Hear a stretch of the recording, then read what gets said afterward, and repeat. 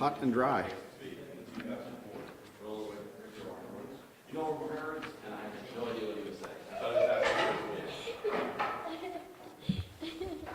How are you? Sir? I'm fine. How are you today? Good, thanks.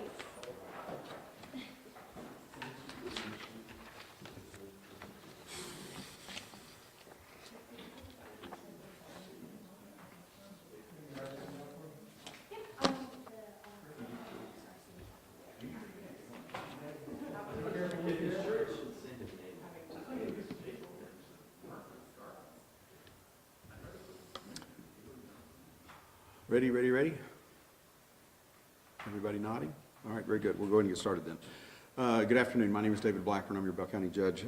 What I'd like to do first is go over some data and some information, and then I'll get to the declaration and the specifics that are associated with the declaration. As it's not a surprise to anyone in the room, it is hot and dry outside. We provided you, I think already, if we haven't, we will, some background information that I'm going to speak from at the moment. The first document is from the Texas A&M Forest Service, which identifies as of yesterday the counties in the state that have imposed outdoor burn bans. Out of 254 counties, there are 143 counties that have imposed burn bans and are in effect. Bell County is among that list of 143 counties. The Commissioners Court adopted the burn ban order on June 13th. It is set to expire at the moment on July 13th. I'm sorry, June 13th and expire on July 11th. I would anticipate if conditions don't change between now and July 13th, that burn ban would likely be extended past that date. But again, that's a decision point that will occur on July 13th. The second thing a document that I passed out to you is some background information on what's called the Keach-Byram Drought Index, or I'm just going to refer to it as the KBDI.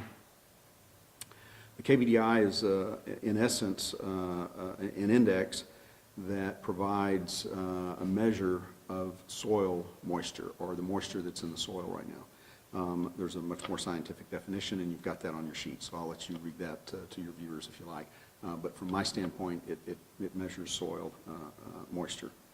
The index has four broad categories or classifications, numerical classifications. They begin at 0. They go all the way up to 800. 0 to 200 is the lowest or the best that you can have in terms of moisture and soil index or value. And 600 to 800 is the worst that you can have, which indicates severe drought and increased wildfire occurrence. Another document that I provided you was a map, again, from Texas A&M AgriLife Research and Texas A&M Forest Service that identified the KBDI counties in the state, index values for counties in the state that were greater than 575, which means they're pushing the upper limits of that index with regard to fire dangers associated with soil and the moisture or lack thereof in there. And that's the map that looks like this. And again, you'll note that Bell County is in red along with, I didn't count the number of counties there, but it's going to be comparable to that number of counties that have passed burn bans. The maps are not exactly identical, but you'll see a comparable number.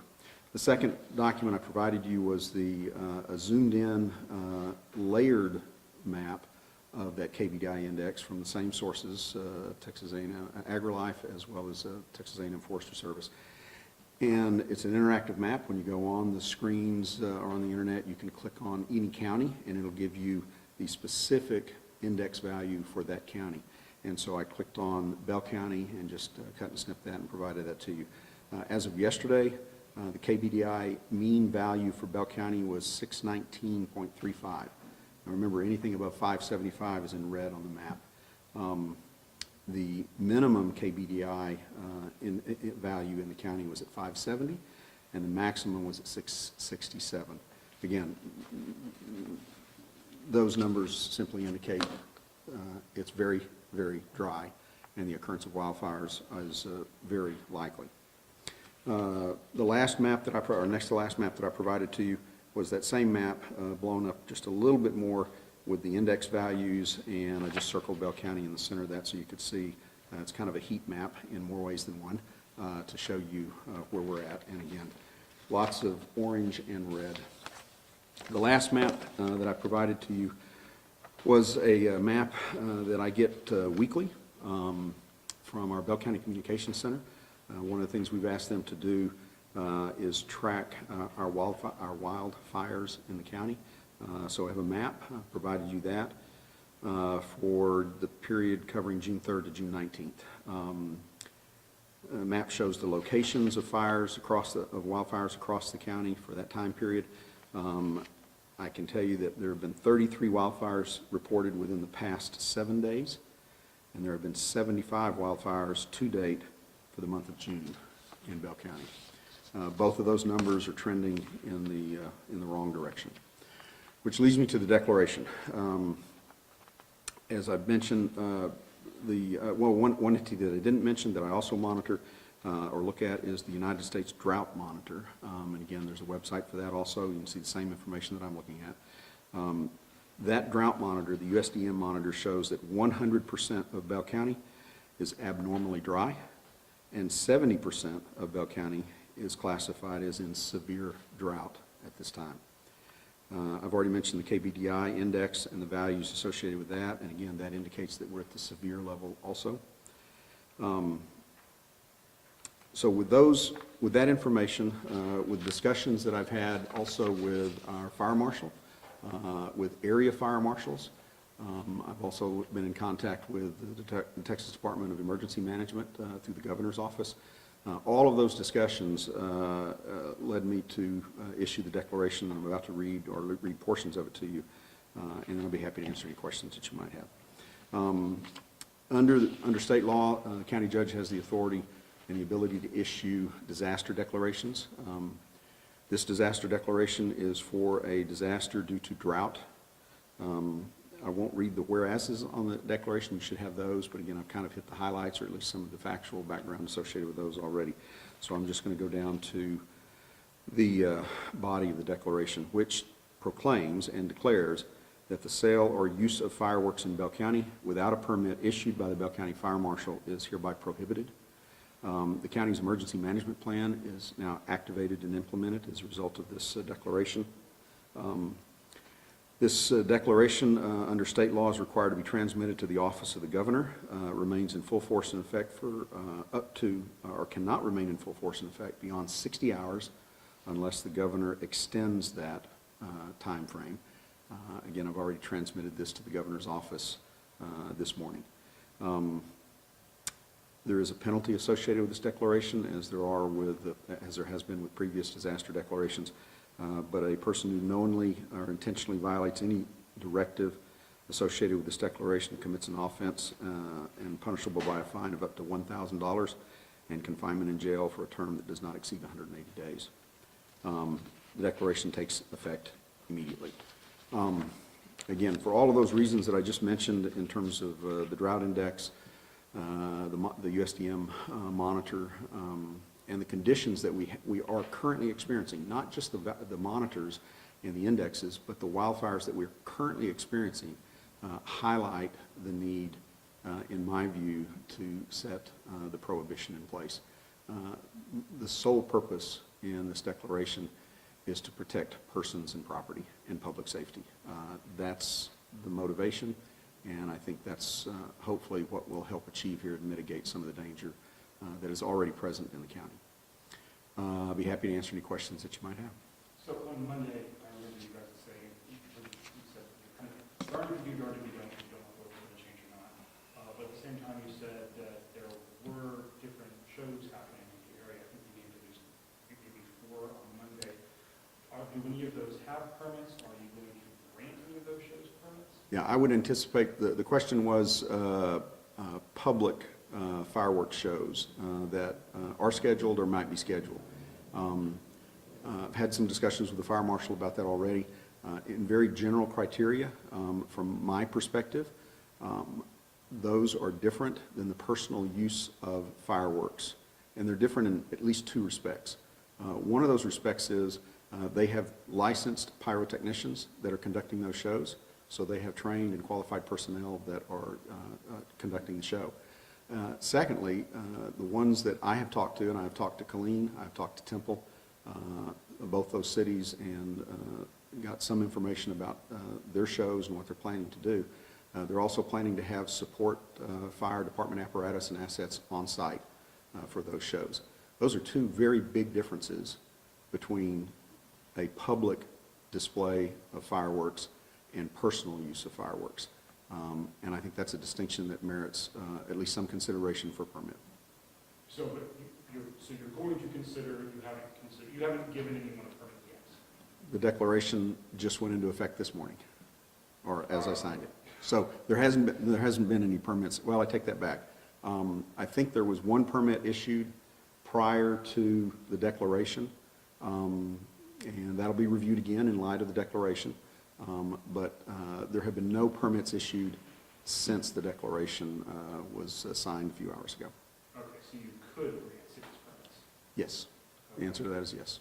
Can you say who that one permit is that you granted? I do not know the name of the, can we get that to you? Sure. Okay. And then I was wondering, say the governor does extend this, past the 60 hours, will the same criteria be in place as far as permits for public fireworks shows, that you have currently? I'm not sure I followed the question, but As far as applying for permits and that sort of thing. yeah, yes, there's no formal permit process that has been set up for this yet. My anticipation or expectation is, again, the fire marshal will take the declaration, will take a request for a fireworks display or show, and then assess whether or not that can be safely conducted. And I've just mentioned a couple of criteria that from my perspective are important, and that is licensed pyrotechnicians on site and conducting the show, as well as fire apparatus that is also on site or nearby. And even if that local fire department has weighed in with a recommendation or any assessment of whether or not they think the location, for example, is a site. There may be some sites that are less safe, more safe for a fireworks show. All of those factors, I think, go to a case-by-case analysis of those permit requests as they come in, or application request, which is what I anticipate will happen. McLean County had an order that bans skyrockets with sticks, and it was an order, not a declaration on behalf here.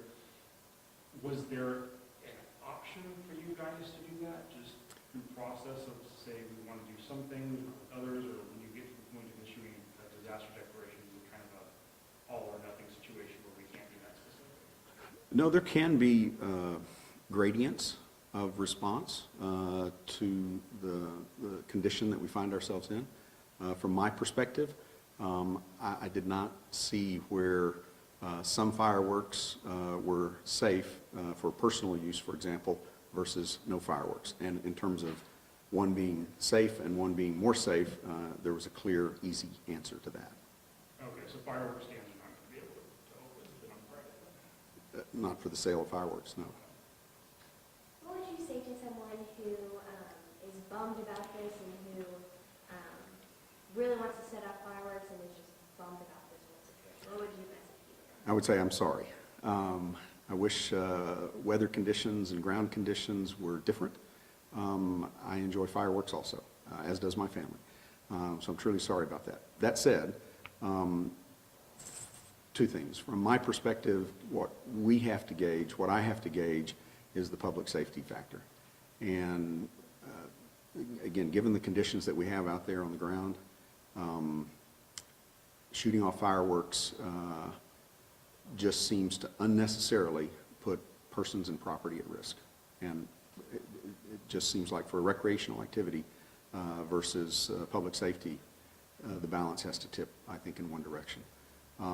The second thing I would say, though, is I do anticipate, again, in the discussions I've had with our two largest cities in the county, and there may be other fireworks shows that have been planned or are being planned also. I think those shows, I anticipate, they will go on. With authorization, they will go forward. So I would encourage families to go out, and individuals, to go out and enjoy those shows. If you need to get your fireworks fixed, that's the place to do it. You said about the drought index, the drought index of 619. Is that correctly classified as extreme fire danger? It is. From 600 to 800, anywhere in that range, is at the top end of the scale. And it's in that packet. If you, 600 to 800 index values, severe drought and increased wildfire occurrence, expect intense, deep-burning fires with significant spotting problems. Live fuels will actively burn at these levels and expect fires to be difficult to control and contain. And so, it sounds like for the same, at this point, you do anticipate these shows will go forward with some of these permits? Well, it's up to those cities or entities to request permission or authorization or a permit to conduct the show. But it's my understanding in conversations with Colleen and Temple that they do anticipate making an application for authorization. Well, they've been planning it for a while, right? So it's kind of like, I suspect- we'd like to do the things we've been planning to do. Yes, no, and again, I understand that. But I also understand that, again, I'll just use those two cities as an example, and I don't mean to use them exclusively as the examples, or as the whole realm of possibilities. But in those two cities, they have contracted with professional companies to put on a fireworks show. And they'll have licensed, trained pyrotechnicians there.